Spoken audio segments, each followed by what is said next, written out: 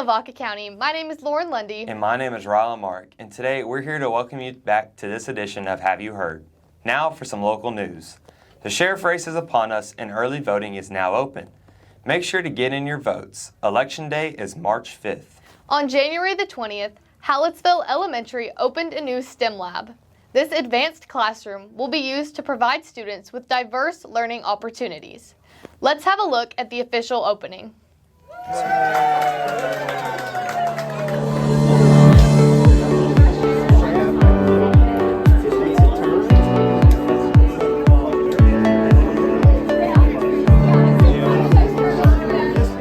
This week we are celebrating Scholastic Journalism Week. We took the time to speak with Miss Shara Fryer, a Hallettsville native whose passion for journalism led her to a unique and successful career. She is currently working for KTRH News Radio 740 in Houston. How important do you feel like scholastic journalism is for students? How do you decide who to hire? And that's when all of a sudden the scholastic side of having a journalism degree started really weighing in heavily.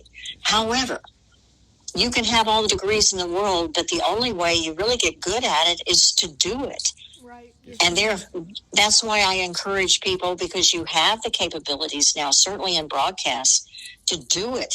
So do it. Make your mistakes now. Learn what it's like out in the real world. Learn what happens when the technology fails you. Learn what happens when you don't have time to get everybody under the sun to respond to you, and you have to use some of your own brain in how you are going to portray the story. You mentioned that experience is a great way for students to learn. Would that be the biggest piece of advice you have for students wanting to pursue a career in journalism? Absolutely. I mean, get the most experience you can because it goes on your resume. And when it comes to certainly television, because that's where I started in television, you have to have an audition reel. And how do you get an audition reel unless you have an internship? Because it's internships, internships allow you the hands-on experience. The only way I could get it was through a TV station in Austin. I got an internship so that I could apply that along with my degree, and I was in graduate school at the time, in order to get hired for my first job.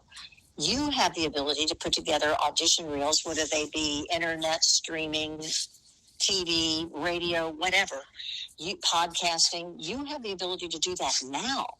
Just think how good you're going to be. Thank you, Ms. Fryer, for taking the time out of your day to visit with us as we celebrate Scholastic Journalism Week.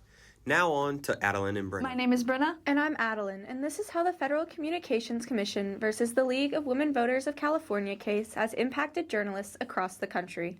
This case, which was held in 1984, was focused on determining whether or not the Public Broadcasting Act of 1967 violated the rights granted by the First Amendment. The First Amendment of our Constitution's Bill of Rights protects freedom of religion, speech, press, assembly, and petition. Each of these rights is exceedingly significant in all aspects of journalism, as journalists must express a vast range of ideas in order to reach success in their writing. The Public Broadcasting Act created educational programs such as the Corporation for Public Broadcasting and provided funding to public broadcasters and producers. This raised anxiety that the government would begin to control the information allocated by public broadcasters.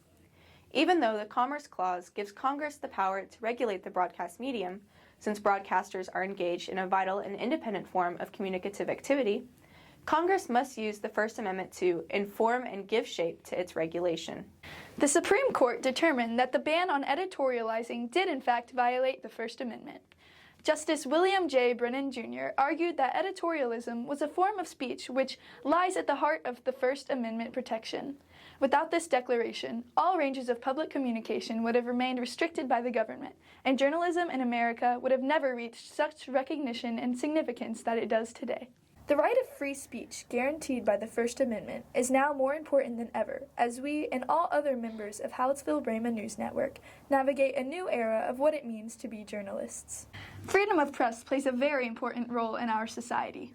As seen with the FCC versus League of Women Voters of California, the public has a right to accurate, unconstrained information published without censorship. This has been Adeline and Brenna with Hallettsville-Brahma News Network. As basketball playoff season continues and our baseball and softball teams hit the field, let's catch up with our HB and LB teams with Andrew. Hey Brahma fans, my name is Andrew George, and welcome to Sports on Have You Heard, where I recap the games for your Brahmas and Lady Brahmas. Your Brahmas baseball season is officially underway. The Brahmas just played their first game on Monday against Shiner at home, and pulled through in the end with a 9-3 win. Their next game will be this Friday in East Bernard at 6:30. Go out and support them if you can. The Lady Brahmas softball season has also gotten rolling, and they have wasted no time getting in the win column, as they are currently 7-1. The Lady Brahmas got a huge win over teams like Foster, Belleville, Wiley, San Marcos, Hargrave, and Smithville. Their only loss of the season has come to Harlan. Let's hope their hot streak continues as they compete in the Wimberley tournament till Saturday. Go out and support the red-hot Lady Brahmas. Sadly, the LB and HB varsity basketball teams lost their playoff games this Tuesday. LB lost a heartbreaker in overtime to Cole, 56-53, and HB lost to Colt, 71-40. HB soccer has been on a rough stretch lately, losing their past 4 games to El Campo, Columbus, Calhoun, and Rice Consolidated. They'll hope to break this rough stretch this Friday when they play Bay City. The girls, however, have been on a tear lately, winning 4 of their last 5 games to teams like Wharton, Palacios, Columbus, and Rice Consolidated. They hope to ride this streak further when they play Bay City this Friday. Thank you for tuning in to Sports on Have You Heard. Back to you, Rylan and Lauren. Thank you, Andrew. We are so proud of all of our athletes' hard work. The week started off cool, but it seems to have warmed up. Let's go to Adeline for an upcoming weather report. Good morning, Lavaca County. I'm Adeline Pohl, and this is your forecast for the upcoming week. This weekend, we will be getting a small taste of spring with highs in the upper 70s and lows around 50 degrees on both Saturday and Sunday.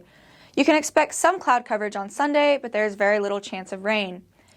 We are looking at a very overcast work week next week with Monday, Tuesday, and Wednesday with highs in the 80s and lows in the 60s.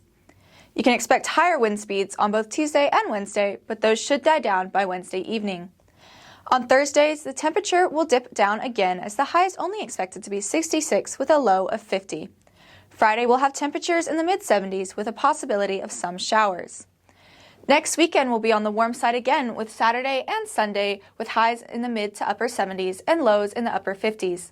Saturday and Sunday will bring some cloud coverage, but again, there is only a slight chance of rain. This has been your weekly forecast. I'm Adeline Pohl with HBNN. Back to you, Lauren and Rylan. Thanks, Adeline. I sure am ready for those warmer temperatures. To hear this week's segment of Ag in Your World.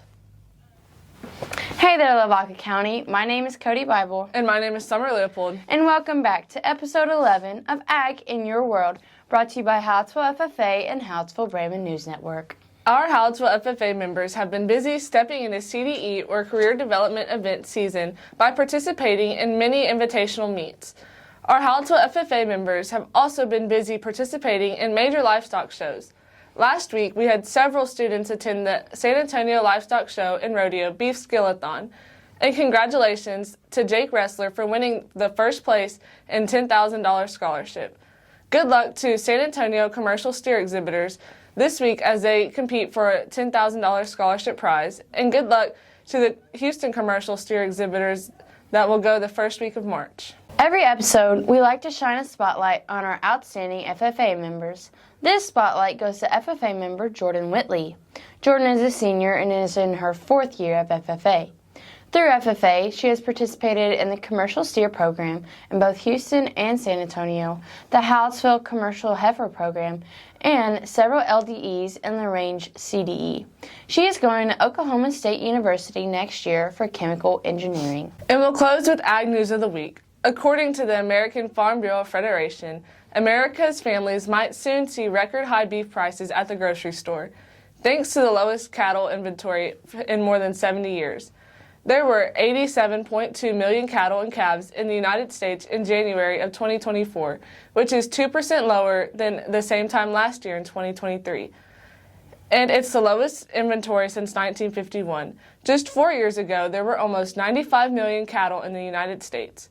Farmers have been driven to sell off cattle because of severe drought conditions and the rising cost of supplies needed to support their herds.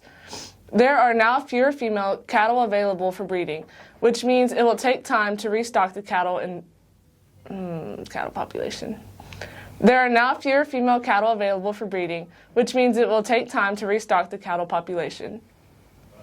AFBF President Zippy Duvall says that severe weather, high inflation, and geopolitical uncertainty are taking a toll on farmers across the country, and families will see the effects in their grocery bills.